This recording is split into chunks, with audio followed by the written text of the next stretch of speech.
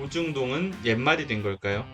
윤석열 정부 들어 보수 언론의 논조차가 드러나더니 내란 사태 이후에는 격차가 더 커졌습니다.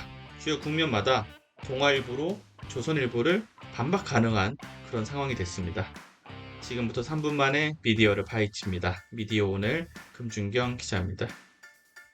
헌법재판소 때리기에 조선일보도 가세했습니다. 조선일보는 현재 거듭되는 경솔하고 정파적인 행태의 사설을 통해서 헌법재판관들을 가리켜서 민주당이 파견한 정당원과 다를 바 없어 보인다고 했습니다.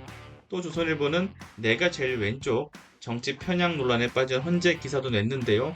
문영배 대행을 가리켜서 이재명 대표와 페이스북에서 여러 차례 교류했다라는 점을 문제 삼습니다.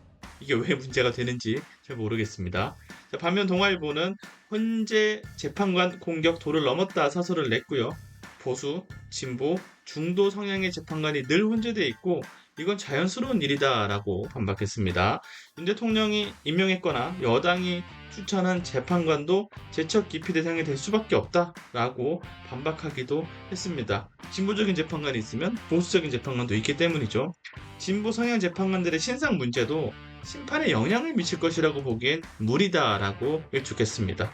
그러면서 여당을 가리켜서 한 말이지만 이런 주장을 하는 사람들은 결국 보이콧, 불복을 염두에 둔 것 아니냐라고 지적했습니다.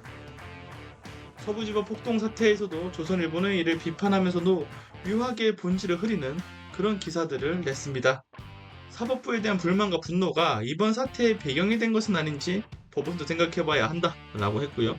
경찰도 정치적 풍향을 의식해서 일관성 없이 대처하는 행태를 보이면 곤란하다라고 했습니다. 민주노총에는 관대하고 서부지법 시위대에는 강경했다 이런 주장을 조선일보도 반복적으로 되풀이했는데요. 동아일보는 이렇게 한마디로 지적합니다. 폭력 시위대의 잘못을 지적하면서도 경찰의 강경 대응을 운운하며 양비론적 태도를 취하는 것 자체가 법치주의 부정이다. 윤 대통령 구속영장 연장 불허 국면에서도 두 신문의 논조는 대립했습니다. 조선일보는 졸속 입법과 공수처 법원이 합작한 총체적 사법 혼란, 꼬여버린 데는 공수처가 결정적인 역할을 했다. 수사권이 없는데도 윤 대통령 수사에 무리하게 뛰어들었다며 공수처 탓을 했습니다. 반면 동아일보는 수사가 빈손으로 끝난 건 조사 거부로 일관한 대통령 탓이 크다라고 했습니다. 공수처 수사가 엉터리라는 주장에 관해서는 추가 수사 없이 기소 여부를 판단하라고 한 것이지 기존 수사가 잘못됐거나 윤 대통령을 풀어주라는 메시지가 아니다라고 지적을 합니다.